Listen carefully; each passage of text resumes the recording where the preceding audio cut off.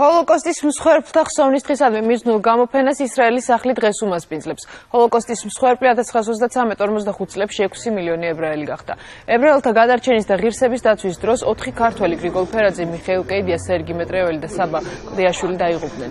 ექსპოზიციაზე სახელწოდებით ქართველი შინდლერების სწორედ დაღუპული ქართველების ფოტოები და ბიოგრაფიები გამოიფინება.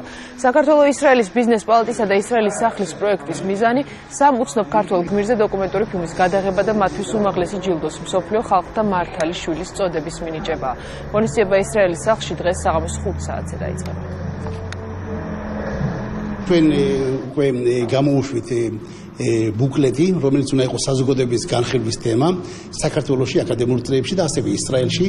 მე კვირის ბოლოს მივგზავრები ისრაელში, მე ხვდები რაულ ვალენბერგის ფონდს და ისრაელის იერუსალიმის ჰოლოკოსტის მუზეუმის მეთაურებს და ჩვენ გვჯერა რომ ქართველი შინდლერების გავრცელება, პოპულარიზაცია ისრაელში და მსოფლიო ევროპაში ეს არის ყველაზე დიდი რამ, რაც შეუძლია ქართულ ხალხს, საქართველოს და ანახოს მსოფლიოს.